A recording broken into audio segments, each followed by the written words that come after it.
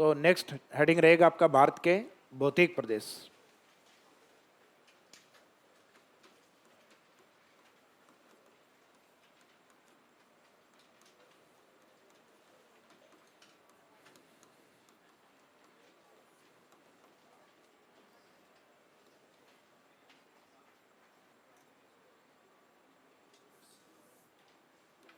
इसमें first line में लिखिएगा, भारत के भौतिक प्रदेशों का अध्ययन दो आधार पर किया जाता है।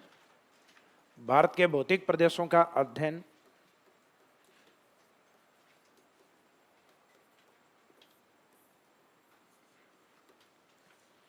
भारत के भौतिक प्रदेशों का अध्ययन दो आधार पर किया जाता है। भारत के भौतिक प्रदेशों का अध्ययन दो आधार पर किया जाता है।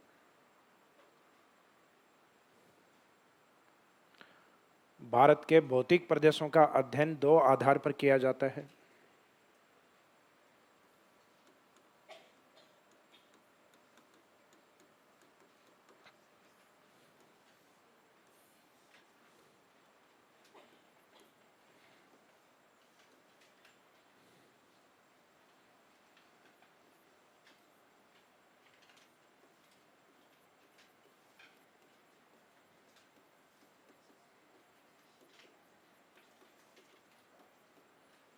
एक बेस तो रहेगा उच्चावच के आधार पर,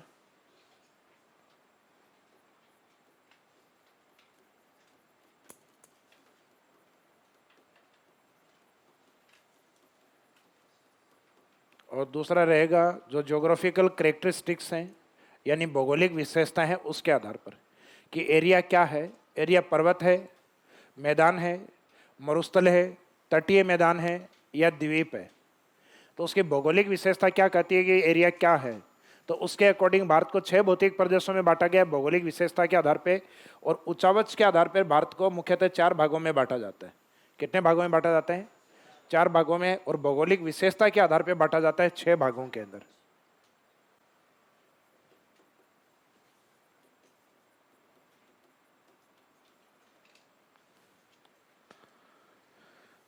तो भारत को भौगोलिक विशेषता के आधार पर कितने भौतिक प्रदेशों में बांटा गया है, तो आंसर आपका रहेगा एग्जाम में 6 भाग। और अगर क्वेश्चन का बेस अगर ये दिया गया उच्चावच के आधार पर कितने भागों में बांटा गया है, तो आंसर रहेगा 4।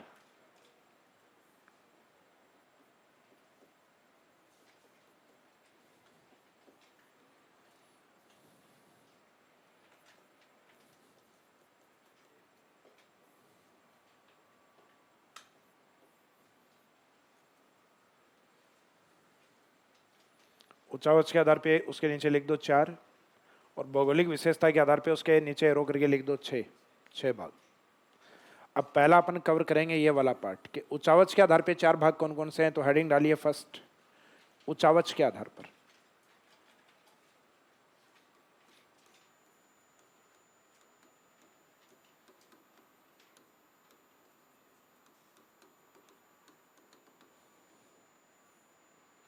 उच्चावच के आधार पर भारत को 4 भौतिक प्रदेशों में बांटा जाता है। उच्चावच के आधार पर भारत को 4 भौतिक प्रदेशों में बांटा जाता है। उच्चावच के आधार पर अंडरलाइन करके आगे लिख दो, भारत को 4 भागों में या 4 भौतिक प्रदेशों में बांटा जाता है।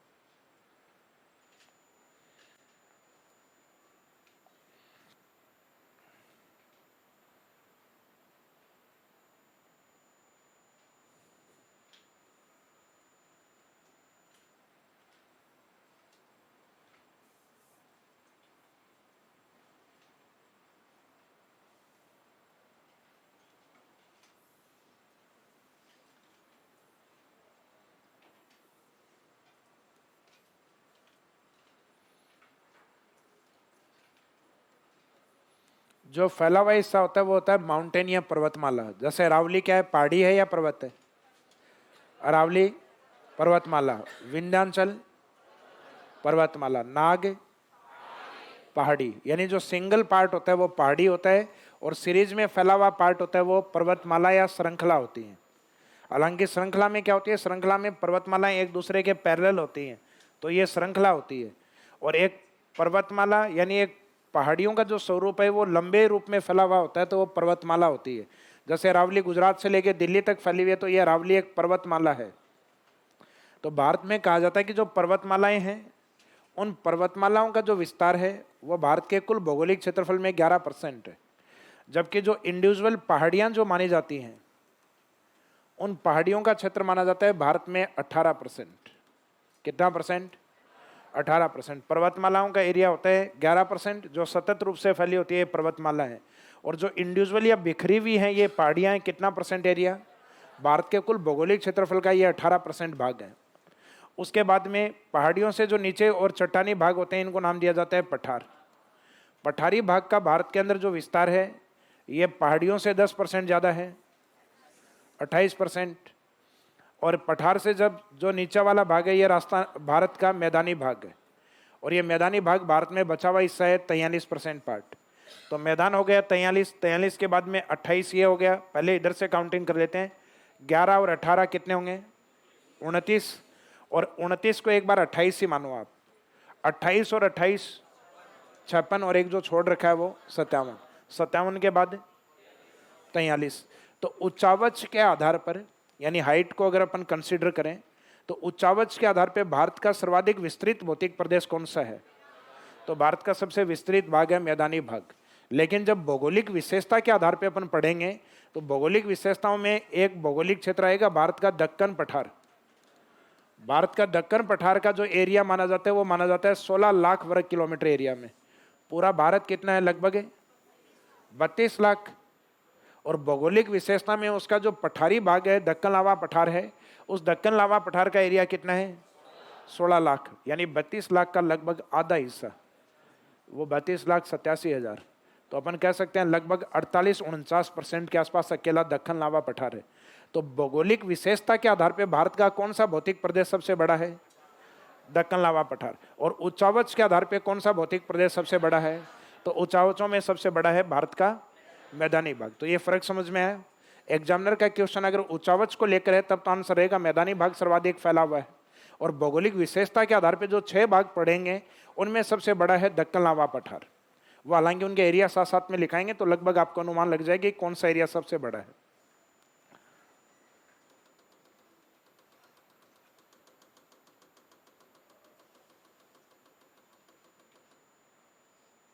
ये डायग्राम बना लो। उच्चावच वाला अपने को इतना ही पढ़ना होता है बस, कि उच्चावच में भारत के कौन कौन से भौतिक प्रदेश हैं। पर्वत है 11, पहाड़ी है 18, यानी 11 से 20 वाले डिजिट में 2 लेंगे अपन, एक तो 11 को और एक 18 को। फिर 18 के बाद में 10 बढ़ा के डिजिट काम में लेंगे पठार के लिए, यानी 28। तो 11, 18, 28 और बच गया है वो मैदान 100 में से, यानी 43%। तो 3 का परसेंटेज याद कर लो और 1 का छोड़ दो, 100 में से घटा लेना बाकी। तो पर्वत 11, पहाड़ी 18, पठार 28, बच गया मैदान 43%।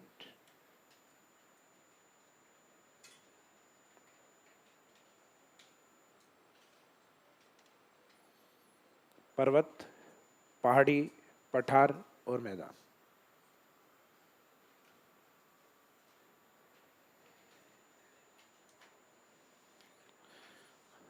तो कई बार ये अपन समझ नहीं पाते, कई जगह दिया रहता है कि भारत उच्चावच के आधार पर 4 भौतिक प्रदेशों में बांटा जाता है, फिर आगे लिखा रहता है भारत को भौगोलिक विशेषताओं के आधार पर 6 भौतिक प्रदेशों में बांटा जाता है। तो अपने समझ में नहीं आता कि पहले तो 4 बता रहे थे, अब 6 बता रहे हैं। तो 4 होता है उच्चावच के आधार पर और 6 होता है भौगोलिक विशेषताओं के आधार पर। तो अध्ययन अपन भौगोलिक विशेषताओं के आधार पर करेंगे, क्योंकि यहाँ तो अध्ययन किसका करें अपन? यहाँ तो भाई पहाड़ियाँ पढ़ी जाएंगी, तो भारत में हजारों पहाड़ियाँ हैं, तो उन पहाड़ियों का अध्ययन नहीं किया जाता अलग से। तो भौगोलिक विशेषताओं के आधार पर भारत के भौतिक प्रदेशों को पढ़ा जाता है। लेकिन उच्चावच के आधार पर अगर एग्जामिनर पूछ ले तो उसके अंदर अपन 4 मानते हैं, जिसमें सबसे बड़ा हिस्सा, और एग्जामिनर कहे कि मैदान के बाद भारत का कौन सा भौतिक प्रदेश सबसे बड़ा है, तो पठार। पठार से कम पहाड़ी और उससे कम, यानी एक ऑर्डर में भी ये आपसे एग्जाम में पूछ सकता है कि भारत के भौतिक प्रदेशों को उनके बढ़ते हुए क्षेत्रफल के अकॉर्डिंग ऑर्डर में व्यवस्थित करो। तो बढ़ते हुए क्षेत्रफल में क्रम में रहेगा पर्वत पहले कम है, उससे ज़्यादा पहाड़ी, उससे आगे पठार और सबसे ज़्यादा, तो उसी ऑर्डर या क्रम में अपन ने इनको लिखा हुआ है।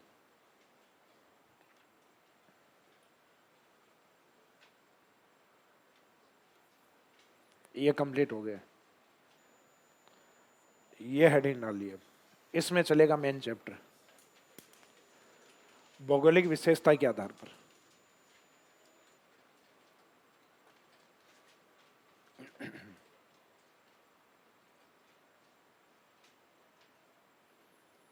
भौगोलिक विशेषता के आधार पर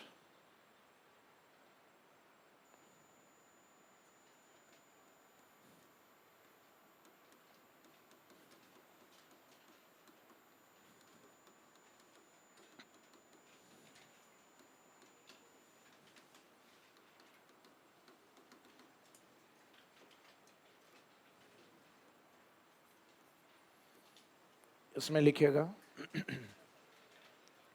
भारत को भौगोलिक विशेषता के आधार पर 6 भौतिक प्रदेशों में बांटा जाता है। भारत को भौगोलिक विशेषता के आधार पर भारत को भौगोलिक विशेषता के आधार पर 6 भौतिक प्रदेशों में बांटा जाता है।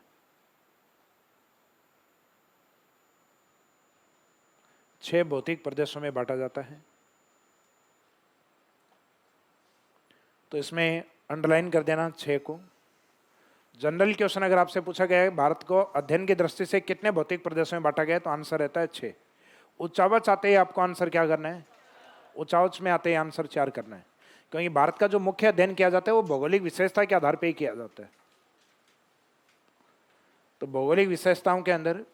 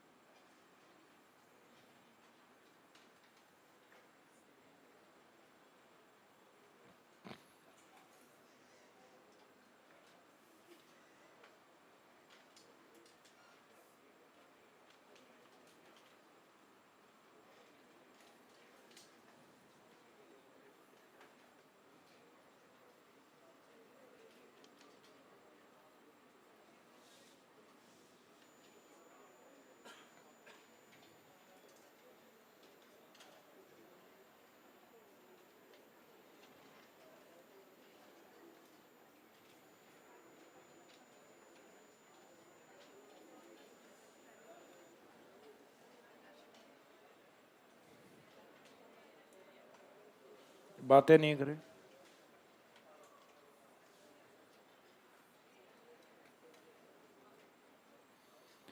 ये जो हिस्सा आपको फैला हुआ दिख रहा है भारत के उत्तर पूर्व की ओर,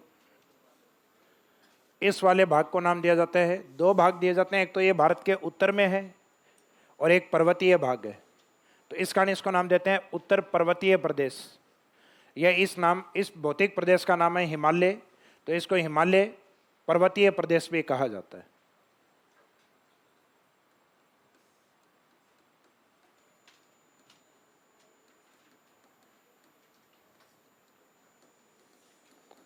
हिमालय पर्वतीय प्रदेश है जिसके ऊपर ग्लेशियर पाए जाते हैं, यानी हिमनद पाए जाते हैं। इन हिमनदों के मेल्ट होने से, पिघलने से यहाँ से नदियों का उद्गम होता है और वो नदियाँ अपरदित करके मिट्टी को अपने साथ बहाकर लेके आते हैं, अवसादों को, और इन अवसादों से बना हुआ है भारत का उत्तर विशाल मैदान। तो ये राजस्थान के उत्तर की ओर ये पंजाब, यहाँ गंगा का मैदान, और इस साइड में भारत के पूर्व में जाओगे तो यहाँ मिलेगा आपको मुख्यतः ये वाला ब्रह्मपुत्र का मैदान, ये जो असम की ओर आपको दिखाई देता है। इस साइड में उत्तराखंड से लेके यूपी, बिहार और पश्चिमी बंगाल की ओर ये मैदान मिलेगा आपको, गंगा का मैदान। और इसके पश्चिम में आप जाते हो तो सिंधु और उसकी सहायक नदियों का मैदान है इस वाले डायरेक्शन के अंदर, और इस भाग को हम नाम देते हैं भारत का उत्तर विशाल मैदान, जिसमें प्रमुख 3 नदियों का पश्चिम में सिंधु, बीच में गंगा और पूर्व में ब्रह्मपुत्र। तो ये मैदानी भाग है, ये भी भारत के उत्तर में है और काफ़ी बड़ा मैदान है, इस कारण इसको बोला जाता है विशाल। और भौतिक प्रदेश का नाम क्या है, मैदान। तो इस कारण ये भारत के उत्तर में होने के कारण उत्तर, बड़ा होने के कारण विशाल, और भौतिक प्रदेश क्या है, मैदान। तो उत्तर विशाल मैदान, उत्तर पर्वतीय प्रदेश या हिमालय पर्वतीय प्रदेश। इसके जस्ट बाद में राजस्थान की ओर कुछ हिस्सा पंजाब हरियाणा का है, कुछ राजस्थान का और कुछ गुजरात का हिस्सा है। ये ड्राई जोन में आता है, ये शुष्क एरिया में आता है, इसको कहा जाता है great desert of India, Bharat का महान मरुस्थल।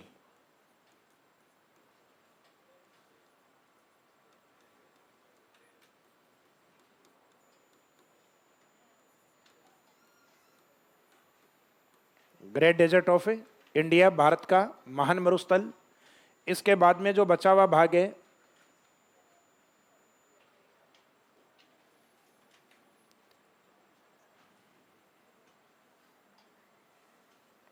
ये जो हिस्सा आपको दिख रहा है, ये भारत का चट्टानी भाग है, जिसको हम कहते हैं भारत का प्रायद्वीप पठार।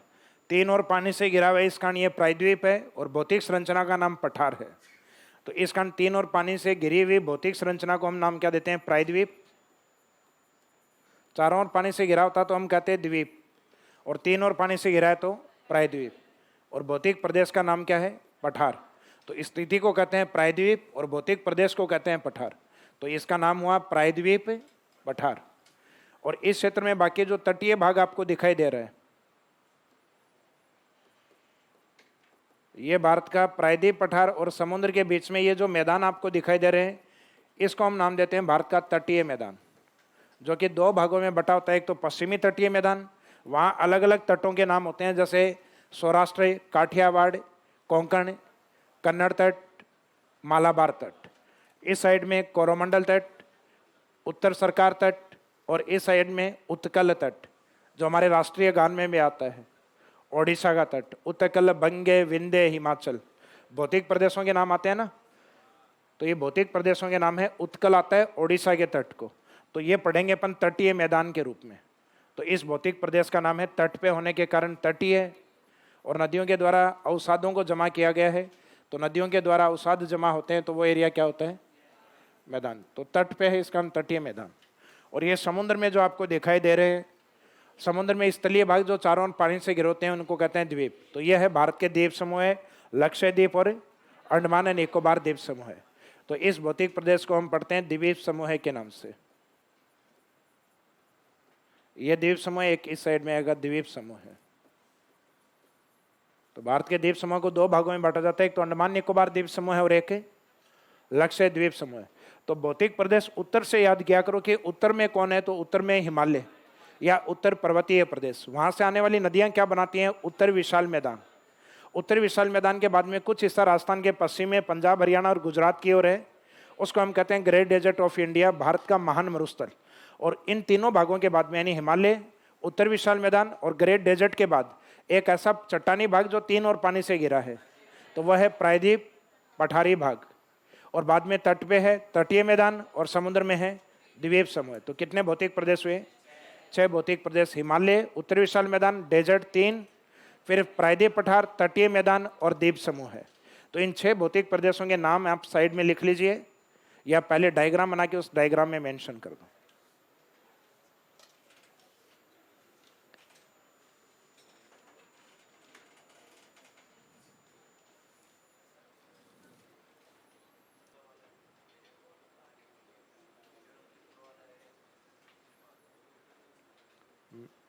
मिजोरम त्रिपुरा वाला भी लगभग इसी में, हिमालय पर्वतमाला का पार्ट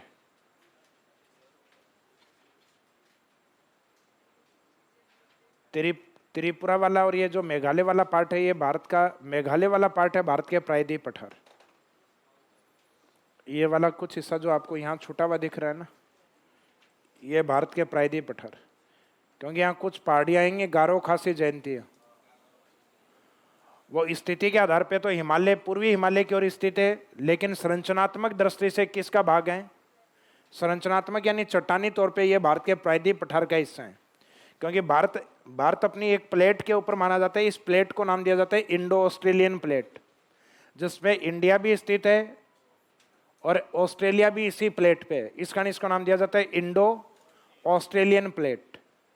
और इंडो ऑस्ट्रेलियन प्लेट का प्रेशर या दबाव है उत्तर पूर्व की ओर, और इस कारण जो हिमालय है, उस हिमालय के इस एरिया के अंदर आपको ऊंचाई ज़्यादा मिलेगी, और इसके पश्चिम के अंदर हिमालय की चौड़ाई ज़्यादा मिलेगी, हाइट कम मिलेगी।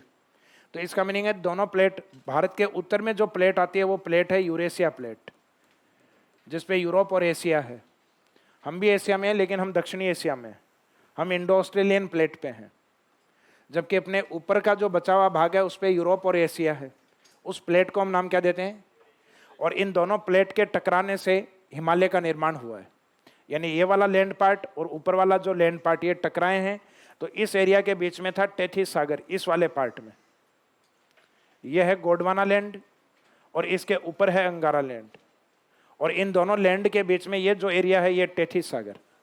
तो टेथिस सागर में निर्माण हुआ है हिमालय का, उत्तरी विशाल मैदान का और ग्रेट डेजर्ट ऑफ इंडिया का। यानी हमारा जो थार मरुस्थल है वो भी किसके स्थान पे बना हुआ है?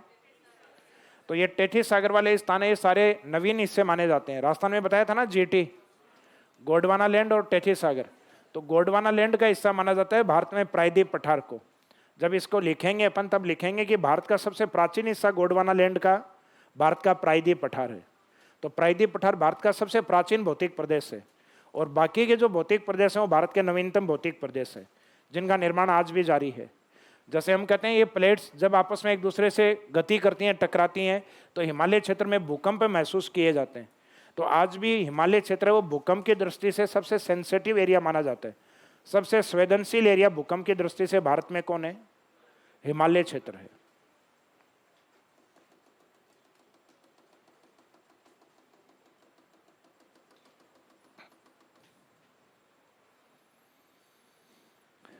कंप्लीट हो गया डायग्राम?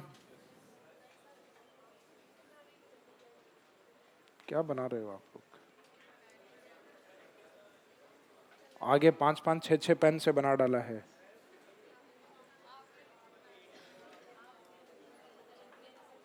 तो तभी तो कह रहा हूं आप लोग 1 या 2 पेन से बनाया करो।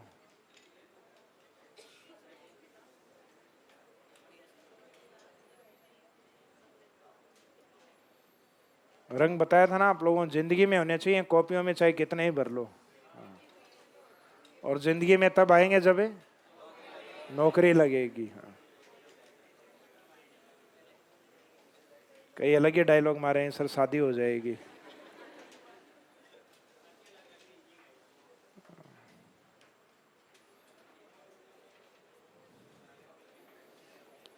गांव में पता है कि लड़के को जब लड़के बिगड़ जाते हैं तो पड़ोसी राय देते हैं कि शादी कर दो, तो जो रंगीन जिंदगी है वो अपने आप ही बेरंग हो जाती है फिर।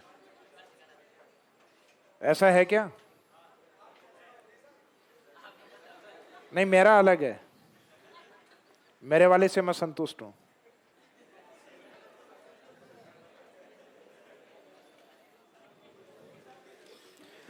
तो भौतिक प्रदेशों को अपने को जो पढ़ना है भौगोलिक विशेषताओं के आधार पे, उसमें अपने 6 भौतिक प्रदेश रहेंगे। यानी इस डायग्राम के बाद में कंटिन्यूस उनके नाम लिख दो, किस क्रम में अपन इनको पढ़ेंगे। जिसमें एक तो रहेगा आपका हिमालय,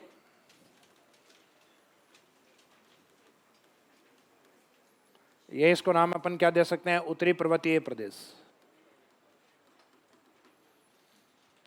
हिमालय प्रदेश या उत्तर पर्वतीय प्रदेश, मीनिंग एक ही है दोनों का। इस पर्वतीय प्रदेश से आने वाली जो नदियां होती हैं भारत के उत्तर में बड़ा मैदान बनाती हैं, जिसको हम कहते हैं उत्तर विशाल मैदान। भारत के उत्तर पश्चिम की ओर भारत का बड़ा मरुस्थल है, उसको नाम भी अपन विशाल के रूप में, यानी ग्रेट डेजर्ट ऑफ इंडिया के नाम से, भारत का विशाल मरुस्थल।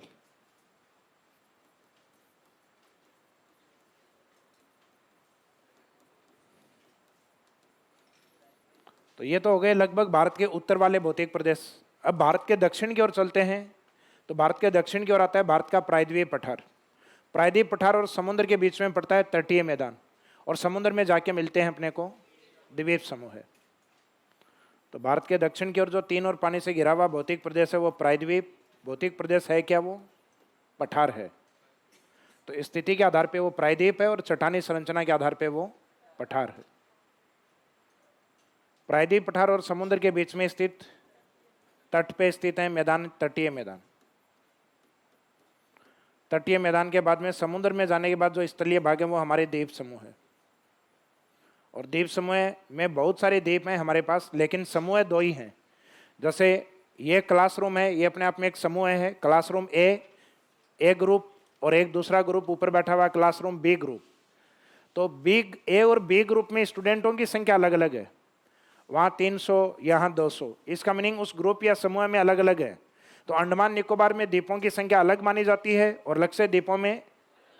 लक्षद्वीप समूह के अंदर द्वीपों की संख्या अलग है।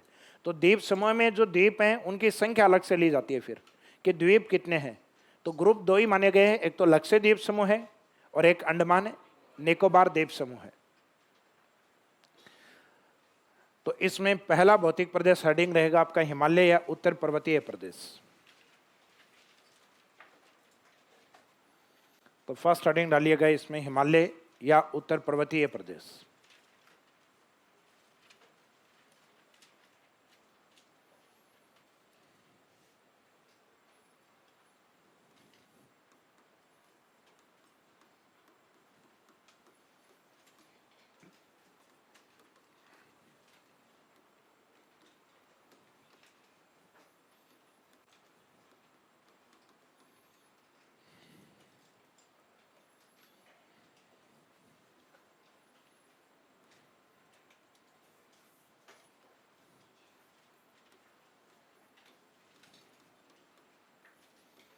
सबसे पहले बात करेंगे हम इसके निर्माण की, कि इसका निर्माण किस तरीके से हुआ है। तो निर्माण के अंदर ये जो मैंने आपको बताया था कि जो इंडिया वाला ये जो पार्ट है, इस पार्ट को हम मानते हैं इंडो ऑस्ट्रेलियन प्लेट पे, कि भारत जिस प्लेट का या जिस स्थलखंड का भाग है उस स्थलखंड को इंडो ऑस्ट्रेलियन प्लेट बोला गया है। और इस इंडो ऑस्ट्रेलियन प्लेट के ऊपर की ओर ये जो भाग था, इस भाग में था पहले टेथिस सागर। डायग्राम नहीं बनाना, एक बार समझिएगा सिर्फ। और इस टेथिस सी के ऊपर की ओर ये जो दूसरी प्लेट आती है,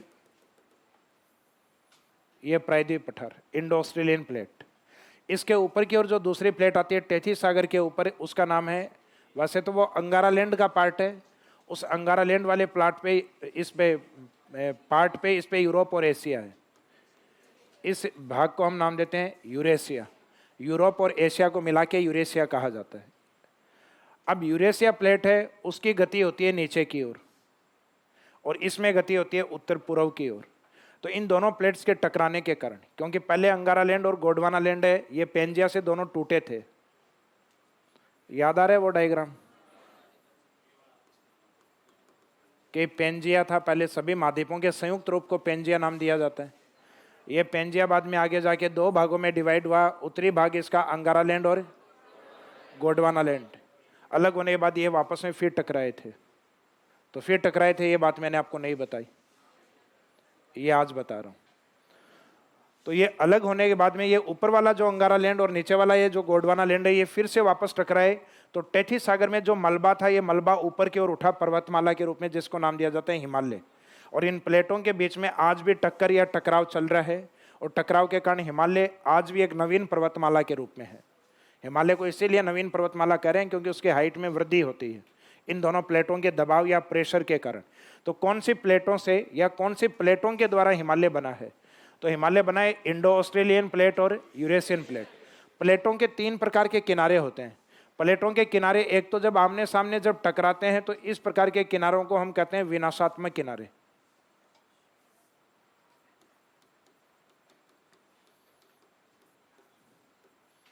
या अभिसारी किनारे। अभिसारी होते हैं टकराने वाले।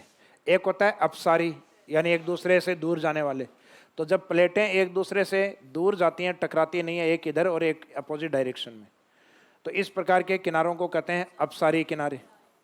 और जब प्लेटों के किनारे ना तो एक दूसरे से दूर जाएं और ना एक दूसरे से टकराएं, एक दूसरे के अगल बगल खिसकते रहें, इनको नाम दिया जाता है संरक्षी किनारे, या ट्रांसफार्मर किनारों के नाम से भी इनको जाना जाता है।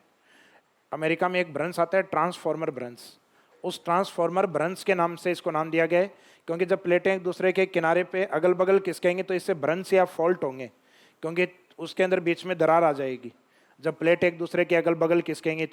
तो इसका मीनिंग है इस प्रकार के किनारे एक दूसरे को कोई नुकसान नहीं पहुंचाते, ना किसी नवीन संरचना का निर्माण इनके बीच में होता है। तो इसका मीनिंग है ये एक दूसरे का संरक्षण करते हुए प्लेटें ना तो एक दूसरे से टकराएं और ना ही दूर जाएं। तो इस प्रकार के किनारे को अपन संरक्षी किनारे। तो हिमालय किस प्रकार के किनारों पे बना हुआ है? हिमालय बना हुआ है जो विनाशात्मक किनारे हैं या अभिसारी किनारे, क्योंकि दोनों प्लेटें टकराने के कारण इस क्षेत्र में भूकंप आता है, विनाश होता है। तो ये विनाशात्मक किनारों पर है या अभिसारी किनारों पर। तो एग्जामिनर अगर किनारे पूछे कि हिमालय की स्थिति कौन से किनारों पर है, तो इसको माना जाता है अभिसारी किनारों पर। कौन सी प्लेटों के मध्य स्थित है, तो ये यूरेशियन प्लेट और इंडो ऑस्ट्रेलियन प्लेट। हिमालय की उत्पत्ति किस स्थान पर हुई है, टेथी सागर। तो हिमालय की गर्भ भूमि या जन्म भूमि किस भूमि को कहा गया है, टेथी सागर is the motherland of Himalaya. Himalaya की जन्म भूमि या हिमालय का गर्भ किसको कहा जाता है, हिमालय का गर्भ कहा जाता है टेथिस, क्योंकि टेथिस के गर्भ से निकला है।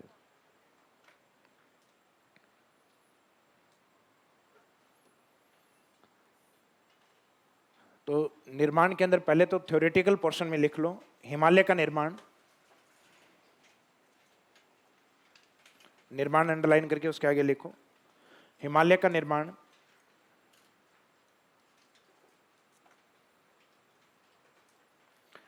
टेथिस सागर में किस एरिया में हुआ है, टेथिस सागर में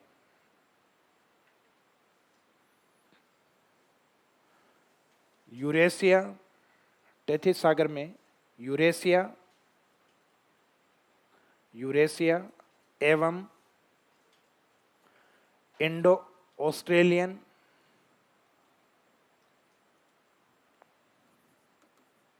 यूरेशिया एवं इंडो ऑस्ट्रेलियन प्लेटों के कौन से किनारे, अभिसारी किनारों पर हुआ है।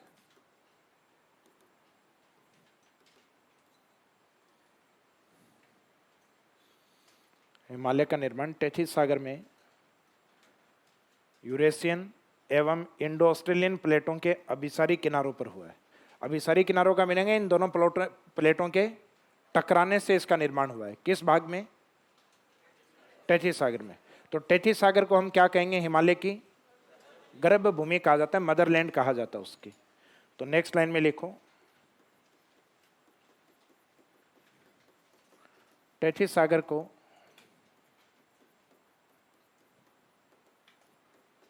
हिमालय का गर्भ कहा जाता है।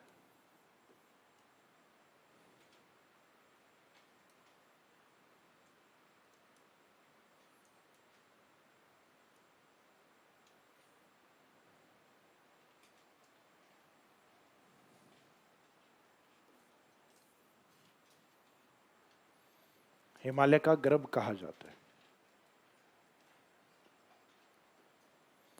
अब ये अपने को पता होना चाहिए कि ये वाला जो ऊपर वाली जो प्लेट है, ये प्लेट कौन सी है, यूरेशियन प्लेट। ये गति कर रही है नीचे की ओर, और अपन जिस प्लेट पे हैं ये प्लेट है इंडो ऑस्ट्रेलियन प्लेट।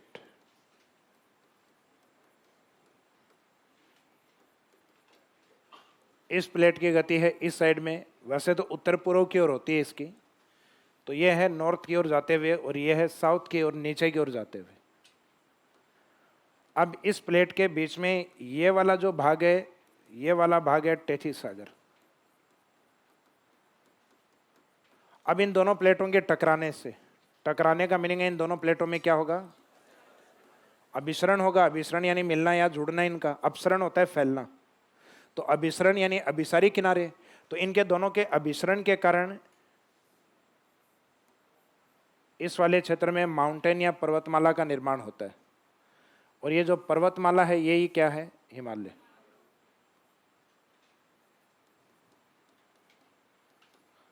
और इन दोनों के प्रेशर के कारण जो बीच में मलबा है, उस मलबे में क्या पड़ता है, वलन। तो हिमालय एक वलित पर्वतमाला है। ये प्लेटें आज भी टकरा रही हैं, इस कारण यह नवीनतम पर्वतमाला है। तो हिमालय एक वलित एवं नवीनतम पर्वतमाला है। यह लाइन इसकी विशेषताओं में लिखी जाती है। तो इस तरीके से डायग्राम बना दीजिए। जो अपने थ्योरी लिखी ना, वो थ्योरी है ये कि हिमालय की उत्पत्ति टेथिस सागर में यूरेशियन एवं इंडो ऑस्ट्रेलियन प्लेट के अभिसारी किनारों पर हुआ है। और हिमालय की गर्भ किसको कहा जाता है, टेथिस सागर को। तो टेथिस हिमालय का गर्भ। नहीं, मैग्मा या लावे के निकलने से भी बनती है। पर्वतमालाओं के निर्माण के अलग अलग तरीके होते हैं, जब वर्ल्ड ज्योग्राफी पढ़ाएंगे वहाँ बताएंगे आपको। पर्वतमालाओं के निर्माण काल और पर्वतमालाएं किस किस प्रकार की होती हैं वहाँ आएंगे, आपके सिलेबस में है।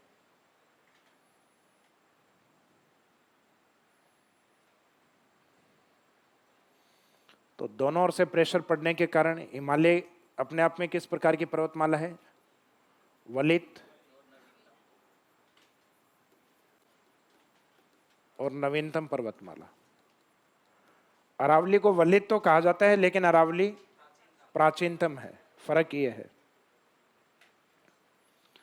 भारत के प्रायद्वीप पठार की जितनी भी पर्वतमालाएं हैं वो सब प्राचीन हैं, जैसे विंध्यन, सतपुड़ा, पश्चिमी घाट, पूर्वी घाट और अरावली। जबकि हिमालय के जितने भी पार्ट हैं वो सारे अपने आप में नवीनतम हैं, जैसे ट्रांस हिमालय, वृहद हिमालय, लघु हिमालय, शिवालिक हिमालय। तो एग्जामिनर क्या करता है कि कई बार हिमालय की किसी भी एक श्रृंखला का नाम दे देता है और उनके साथ प्रायद्वीप पठार की 3 श्रृंखलाओं के नाम लिखता है, जैसे विंध्यन, सतपुड़ा, अरावली, शिवालिक हिमालय। निम्नलिखित में से नवीनतम पर्वतमाला कौन सी है? शिवालिक। या निम्नलिखित में भारत की प्राचीनतम पर्वतमालाओं में कौन शामिल नहीं है? शिवालिक। क्योंकि शिवालिक हिमालय का पार्ट और हिमालय का पार्ट है, वो अपने आप में क्या है? वो नवीनतम है।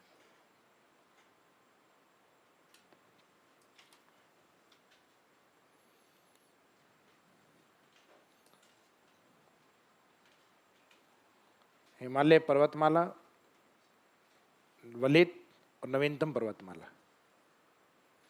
नहीं लिखो तो भी नीचे लिखा हुआ ऑलरेडी, हिमालय, वलित और नवीनतम पर्वतमाला।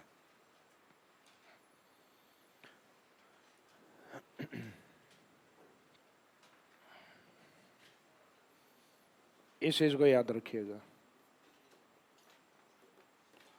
एग्जाम की दृष्टि से इंपॉर्टेंट है। और इसकी जगह वलित और प्राचीनतम आए तो आंसर क्या रहेगा? अरावली रहेगा भारत में। और बाकी ऑप्शन पे डिपेंड करता है भाई। ऑप्शन दिया गया है आपको, एक तो शिवालिक पर्वतमाला, लघु हिमालय पर्वतमाला, वृहद हिमालय पर्वतमाला और एक नाम दिया गया है सतपुड़ा पर्वतमाला। निम्नलिखित पर्वतमालाओं में से भारत की प्राचीनतम पर्वतमाला कौन सी है? तो निम्नलिखित का मीनिंग जो लिखे गए हैं उसमें प्राचीन बताओ। तो उसमें ये देखो, भारत के प्रायद्वीप पठार का भाग कौन सा है? सतपुड़ा। तो सतपुड़ा जो हिमालय वाली पर्वतमालाओं की तुलना में प्राचीन है। तो आजकल क्या करते हैं, ये अरावली को नहीं लिखते, क्योंकि अरावली तो जग जाहिर है प्राचीन है। तो ये भी जग जाहिर है, भारत का प्रायद्वीप पठार का कोई भी हिस्सा होगा वो सबसे प्राचीन में ही है। लेकिन उनमें भी सबसे प्राचीन अगर पूछ लिया जाए तो उनमें सबसे प्राचीन है अरावली। फिर ये सब आती हैं विंध्य, सतपुड़ा, पश्चिमी घाट और पूर्वी घाट। घाट का मीनिंग यहाँ पर्वतमालाओं से है। तट का मीनिंग होता है सागरीय तटीय क्षेत्र। तो तट अलग होता है, पश्चिमी तट अलग है। तट का मीनिंग है तटीय क्षेत्र, जलीय क्षेत्र के पास वाला भाग। जबकि घाट का मीनिंग है पश्चिमी घाट पर्वतमाला। पूर्वी घाट का मीनिंग है पूर्वी घाट पर्वतमाला। तो ये घाट पर्वतमालाएं हैं भारत के अंदर दक्षिण की ओर। घाट दक्षिणी भारत में दरों को भी कहते हैं, पाल घाट, थाल घाट, भौर घाट। तो दक्षिणी भारत में दरों के लिए क्या शब्द काम में लिया जाता है? घाट। अपने राजस्थान में नाल, हिमालय में ला, जोजिला, नाथुला, बोमडीला, शिवकीला। तो उसमें दरों के आगे क्या लगेगा? ला शब्द लगेगा, LAA, ला। गांव में कहते हैं दादाजी कई बार, बेटा लाठी ला, चारपाई ला। तो तिब्बत की भाषा में वो ला का मीनिंग क्या हो जाता है? दरा हो जाता है, पास हो जाता है। क्या कह रहे हो? वो ला।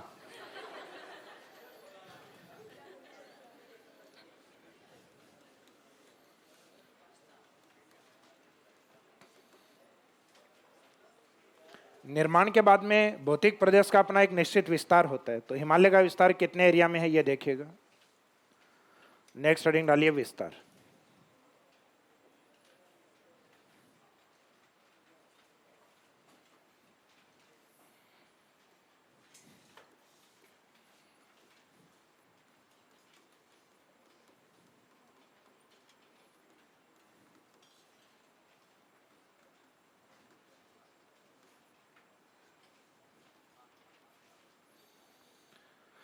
हिमालय का जो विस्तार है वो माना जाता है 5.5 लाख वर्ग किलोमीटर। राउंड फिगर में कई बार 5 लाख भी लिख दिया जाता है। तो विस्तार में क्षेत्रफल के दृष्टि से अगर देखें हम, तो भारत में प्रायद्वीप पठार उत्तर विशाल मैदान के बाद तीसरा बड़ा भौतिक प्रदेश है, क्योंकि सबसे बड़ा तो भारत का प्रायद्वीप पठार 16 लाख वर्ग किलोमीटर। फिर है भारत का उत्तर विशाल मैदान लगभग 7.5 लाख वर्ग किलोमीटर। फिर आता है हिमालय, भारत का तीसरा बड़ा भौतिक प्रदेश 5.5 लाख वर्ग किलोमीटर एरिया में। इसके एक लंबाई के तौर पे अगर आप इसको देखें तो इसकी लंबाई आती है हिमालय के 2400 किलोमीटर। आगे जब हिमालय को अपन डिवाइड करेंगे तब वहां देखेंगे इसकी लंबाई को। लंबाई है इसकी 2400 किलोमीटर। हिमालय की चौड़ाई, तो चौड़ाई इसकी निश्चित नहीं है।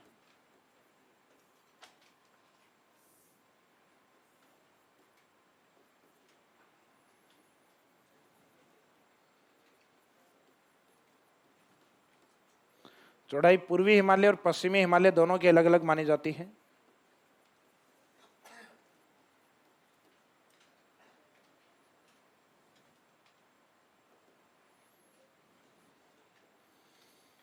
पूर्वी हिमालय में चौड़ाई मानी जाती है लगभग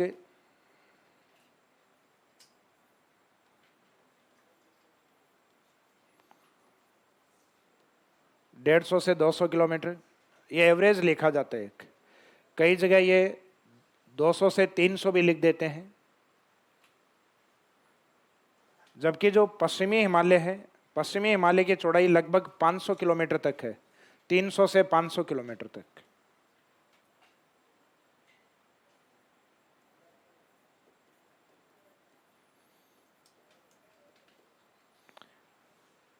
इसका मीनिंग है ये कोई निश्चित नहीं है, अलग अलग बुक्स में डेटा अलग अलग दिए हुए होते हैं।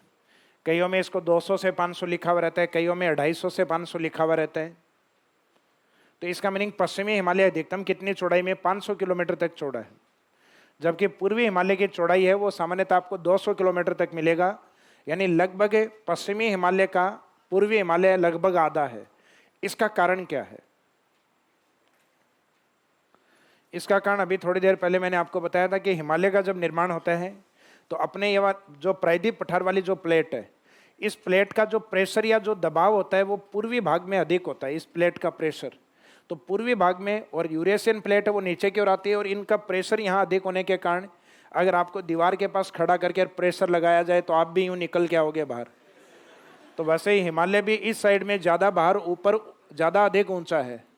तो हिमालय का जो पूर्वी भाग है, इस पूर्वी भाग की चौड़ाई कम है और इसकी ऊंचाई अधिक है। जबकि पश्चिमी हिमालय है, इसमें प्लेटों के बीच का प्रेशर या दबाव कम है।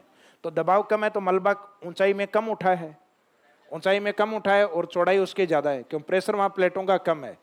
तो पश्चिमी हिमालय की चौड़ाई अधिक है और पूर्वी हिमालय की चौड़ाई कम है, जबकि हाइट अपोजिट है। जहाँ चौड़ाई कम है वहाँ इसका मीनिंग प्रेशर ज़्यादा लगा है, तो इसका मीनिंग वहाँ ऊंचाई अधिक है। तो पूर्वी हिमालय की चौड़ाई कम और ऊंचाई अधिक है। क्यों? क्योंकि पूर्वी भाग में प्लेटों के मध्य प्रेशर या दबाव अधिक है, जबकि पश्चिमी हिमालय की चौड़ाई अधिक और ऊंचाई कम। तो प्रेशर कम लगेगा तो चौड़ाई अधिक रहेगी और हाइट भी उसकी, चौड़ाई अधिक रहेगी और हाइट उसकी कम रहेगी। तो अपोजिट है, चौड़ाई अधिक और हाइट कम, और जहाँ चौड़ाई कम है इसका मीनिंग प्रेशर ज़्यादा है तो हाइट अधिक है।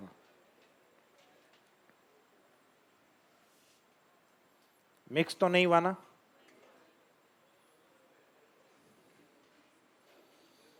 कोई बात नहीं, हो जाएगा।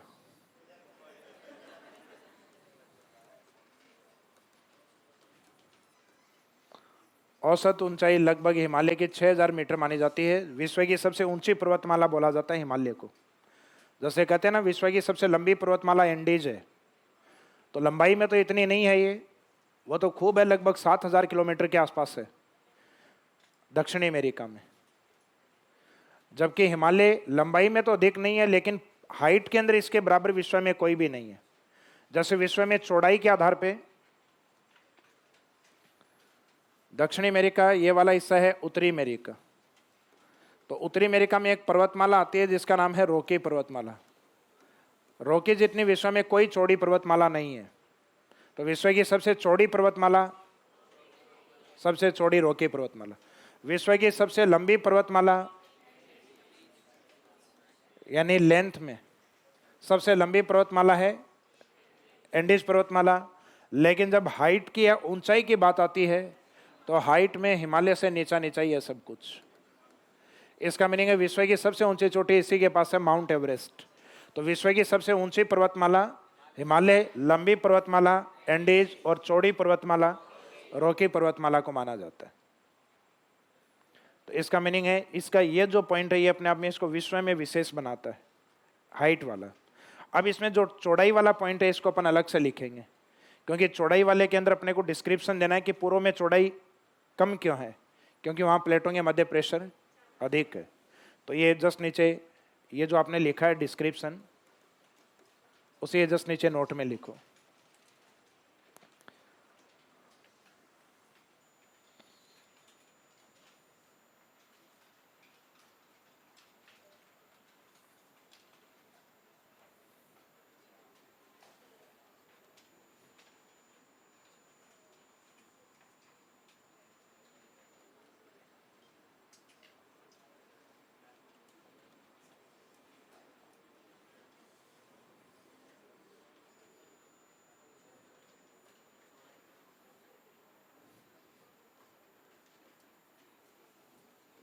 इधर वाला पूर्वी हिमालय, इधर वाला पश्चिमी हिमालय।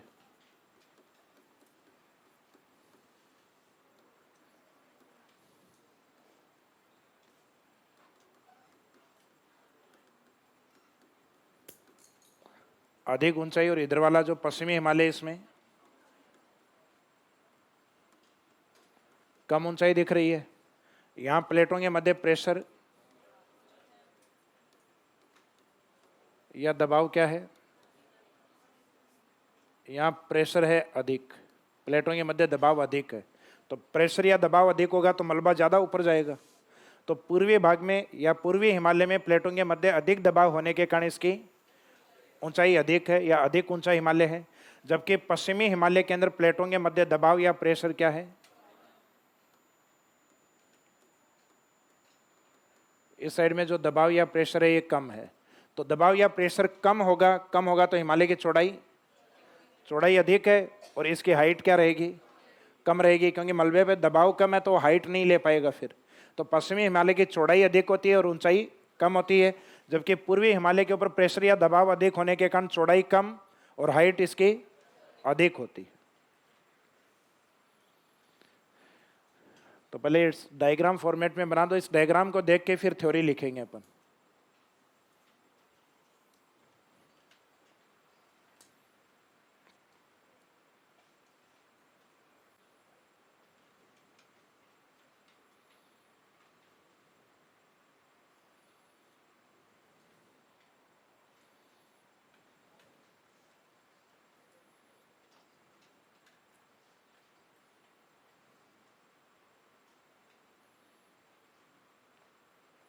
बना लिया डायग्राम।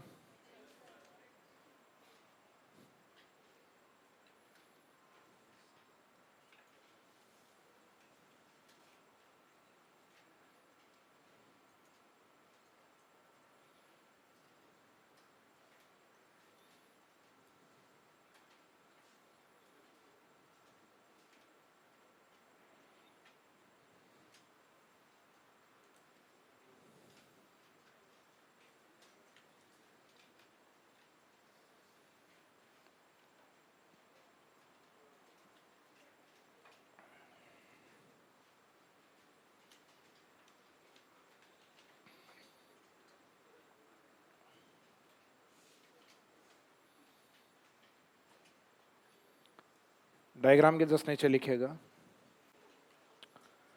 पूर्वी हिमालय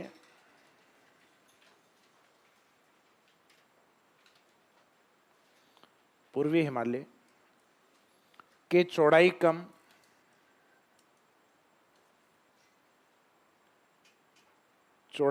कम एवं ऊंचाई अधिक है।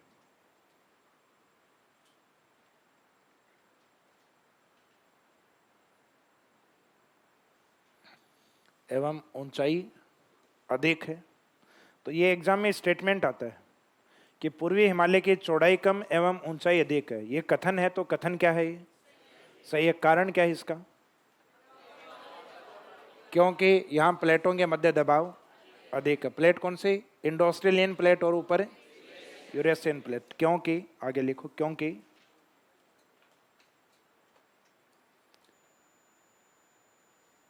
क्योंकि पूर्वी हिमालय में प्लेटों के मध्य दबाव अधिक है। क्योंकि पूर्वी हिमालय में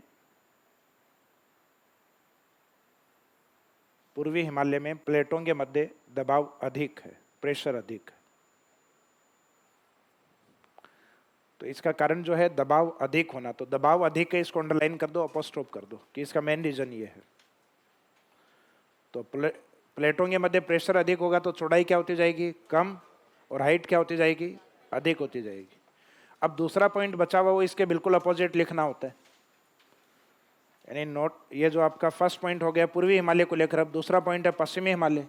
पश्चिमी हिमालय में हम क्या लिखेंगे कि पश्चिमी हिमालय की चौड़ाई अधिक एवं ऊंचाई कम है, क्योंकि यहाँ प्लेटों के मध्य दबाव कम है। पश्चिमी हिमालय की चौड़ाई अधिक, पश्चिमी हिमालय की चौड़ाई अधिक एवं ऊंचाई कम है। तो ये तो पूर्वी हिमालय के बिल्कुल अपोजिट स्टेटमेंट लिखा है, तो कारण भी बिल्कुल अपोजिट होगा। पश्चिमी हिमालय की चौड़ाई अधिक एवं ऊंचाई कम है, क्योंकि रीजन क्या है वो लिखेंगे। क्योंकि पश्चिमी हिमालय में प्लेटों के मध्य दबाव कम है। क्योंकि पश्चिमी हिमालय में प्लेटों के मध्य दबाव, प्लेट कौन से हैं ये आपको मैंने पहले बता दिया। क्योंकि पश्चिमी हिमालय में प्लेटों के मध्य दबाव कम है, तो दबाव कम है ये अंडरलाइन कर दो और अपोस्ट्रोफ कर दो। तो कारण यह है कि प्लेटों का प्रेशर जहाँ कम होता है वहाँ चौड़ाई इसकी अधिक रहेगी, और चौड़ाई अधिक रहेगी इसका मीनिंग हाइट क्या होगी? हाइट कम रहेगी।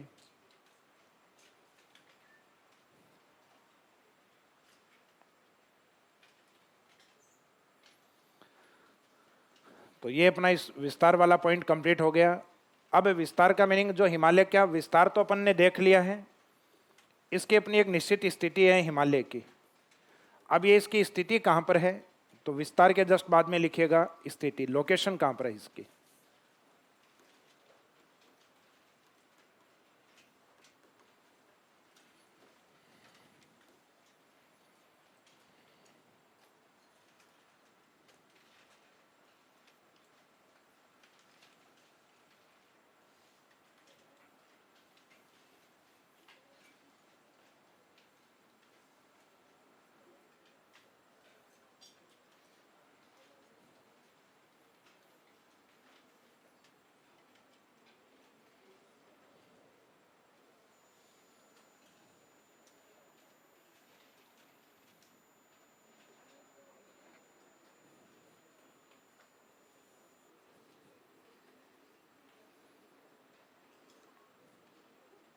ये एक पठारी क्षेत्र है भारत के उत्तर पश्चिम की ओर एक पठार आता है इस साइड में।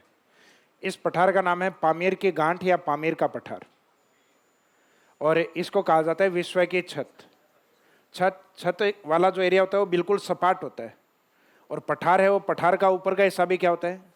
सपाट होता है। तो पठारों का जो ऊपरी सपाट भाग है उसमें विश्व का वो पठार है जो सबसे ऊंचे पठार के रूप में दर्जा प्राप्त था पहले। इसको अब तो तिब्बत को बोलते हैं कि विश्व का सबसे ऊंचा और विस्तृत पठार तिब्बत का पठार है, लेकिन ये शब्द आज तक पामीर के साथ ही जुड़ा हुआ है, विश्व की छत। तो क्योंकि अपने घर में सबसे ऊंचा हिस्सा और सपाट हिस्सा क्या होता है? छत होती है। तो विश्व का सबसे ऊंचा और सपाट पठार है उसको विश्व की छत कहेंगे अपन। तो वह था पामीर की गांठ या पामीर का पठार। तो इस पामीर पठार से कई पर्वतमालाएं स्टार्ट होती हैं।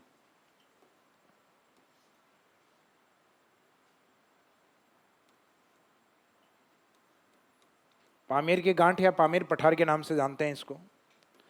इससे इस साइड में चाइना की ओर जाती है, उसको नाम दिया जाता है कुनलुन पर्वतमाला। कौन सी पर्वतमाला? कुनलुन पर्वतमाला। इस साइड में पाकिस्तान की ओर आती है, उसको नाम दिया जाता है किरथर और सुलेमान। सुलेमान और किरथर। इस साइड में अफगानिस्तान और पाकिस्तान की सीमा की ओर चलती है, उसको कहा जाता है हिंदू कुश। और इस साइड में भारत की ओर आती है, उसको नाम दिया जाता है हिमालय। तो इस पामीर की गांठ से कई पर्वतमालाएं हैं, कुल्लून, सुलेमान और किरथर। सलमान के नाम से याद रखना, सुलेमान और किरथर। और इधर अफगानिस्तान की ओर हिंदू के नाम से हिंदू कुश, तो हिंदू कुश माउंटेन। और इस साइड में भारत की ओर हिम का जो घर है, यानी हिम प्लस आल्य यानी हिमालय, यह है हिमालय पर्वतमाला। ये वर्ल्ड ज्योग्राफी पढ़ाएंगे तो बाकी पर्वतमालाएं भी आपको लिखवाएंगे, यहाँ सारी नहीं लिखनी है अपने को, क्योंकि अध्ययन अपन किसका कर रहे हैं? हिमालय का।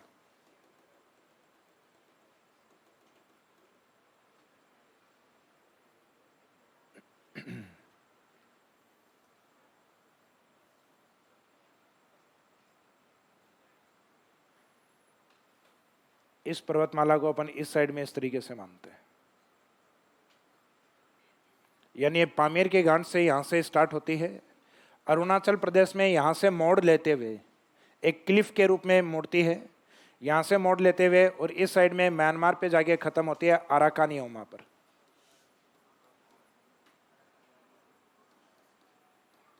अराकानियोमा यानी म्यांमार। इसके बीच में कहाँ कहाँ पे फैली हुई है? तो इसका मीनिंग, एक तो इसका जो मुख्य विस्तार है वो आपको कहाँ पे दिख रहा है? भारत की ओर। इसके इस साइड में कौन सा कंट्री है? चीन। विश्व की सबसे ऊंची चोटी इसकी जिस देश में है वो है नेपाल, जहाँ माउंट एवरेस्ट। और ये वाला हिस्सा इसका आता है, ये भूटान। इसके पूर्व में जो कंट्री आता है इस साइड में, म्यांमार। म्यांमार या पहले का अपन कहें तो बर्मा। तो ये जो बर्मा कंट्री है, म्यांमार है, इस एरिया की और इसका विस्तार है। तो हिमालय की जो स्थिति है वो पामीर की गांठ से लेकर अराकानियोमा तक है। कहाँ तक है? तो ये कहाँ से कहाँ तक फैला हुआ है? स्थिति इसकी है पामीर की गांठ से और अराकानियोमा या म्यांमार तक ये स्थित है, जिसके बीच में ये प्रमुख कंट्रीज इसमें आते हैं। तो इसमें एक लाइन के तौर पे तो ये लिख दो कि हिमालय का विस्तार पामीर की गांठ से अराकानियोमा, अराकानियोमा के ब्रैकेट में लिख देना म्यांमार के मध्य स्थित। हिमालय पामीर, पामीर पठार या पामीर की गांठ, जो भी लिखना चाहें, हिमालय पामीर पठार से, हिमालय पामीर पठार से अराकानियोमा, अराकानियोमा, अराकानियोमा ब्रैकेट में क्या लिखोगे? म्यांमार।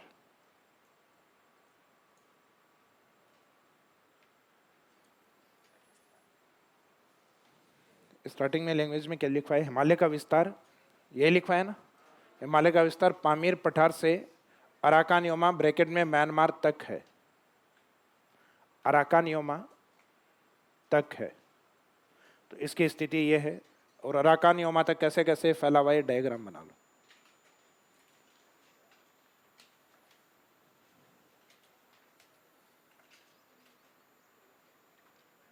भारत इस साइड में, हिस्सा चाइना की ओर भी है, और वो वाला हिस्सा वो ट्रांस हिमालय के ऊपर की ओर जाएगा। ट्रांस का मध्य मीनिंग होता है किसी एक महाद्वीप के एक छोर से लेकर दूसरे हिस्से तक फैला हुआ, यानी जो विस्तृत पर्वतमालाएं होती हैं उनके लिए लगाते हैं ट्रांस। जैसे बड़े रेल मार्ग होते हैं उनमें भी हम ट्रांस शब्द यूज करते हैं, trans Siberian, trans Canadian, trans Australian. तो एक कुछ सड़क मार्ग हो या रेलवे मार्ग जो काफी बड़े होते हैं उनमें क्या शब्द लगता है? ट्रांस। ट्रांस का मीनिंग होता है पार, यानी एक छोर से दूसरे छोर की ओर, एक पार से दूसरे पार की ओर। पामीर पठार कई कंट्रीज में आता है, पाकिस्तान, अफगानिस्तान, ताजिकिस्तान। तो इसको अभी गौर मत करो आप, ये कहाँ पर है।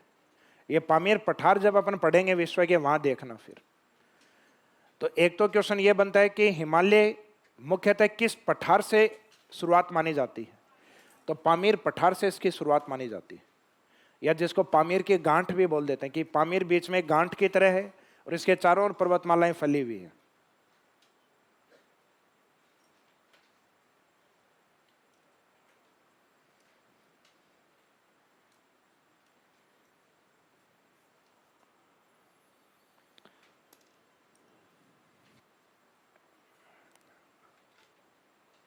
तो हिमालय का जो निर्माण है वो निर्माण कौन सी प्लेटों के मध्य हुआ है?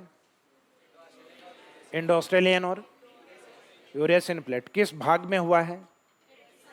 इसकान टेथिस सागर को हिमालय की गर्भ या उसके जन्मभूमि कहा जाता है। और प्लेटों के किस प्रकार के किनारे पर यह बना है? अपसारी या अभिसारी? अपसारी का मीनिंग तो होता है फैलना, अभिसारी का मीनिंग होता है टकराना। तो ये विनाशात्मक या अभिसारी किनारों पे बना हुआ है। उसके बाद में हमने इसके निर्माण को डिस्क्राइब करके और बाद में हमने देखा इसका विस्तार। विस्तार में इसकी अपनी एक निश्चित लंबाई है जो 2400 किलोमीटर के रूप में ली जाती है। इसकी एक चौड़ाई है जो कि अनिश्चित है। पूर्व की ओर इसकी चौड़ाई कम है और पश्चिम की ओर इसकी चौड़ाई अधिक है। पूर्व की ओर सामान्यतः 150 से 200 किलोमीटर मान लिया जाता है, जबकि पश्चिम की ओर 300 से और अधिकतम 500 किलोमीटर तक हिमालय को माना जाता है।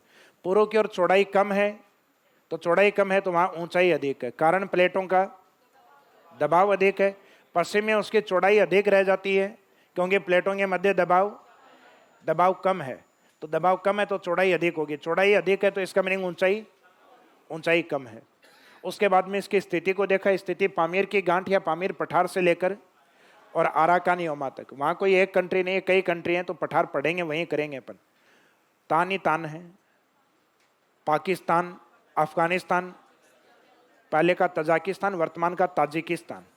तो तजाकिस्तान नाम नहीं है, वर्तमान में ताजिकिस्तान है।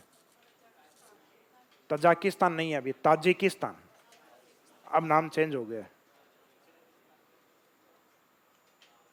तो पहले का तजाकिस्तान आपका पड़ा हुआ है, वो तजाकिस्तान नहीं है, ताजिकिस्तान है वर्तमान।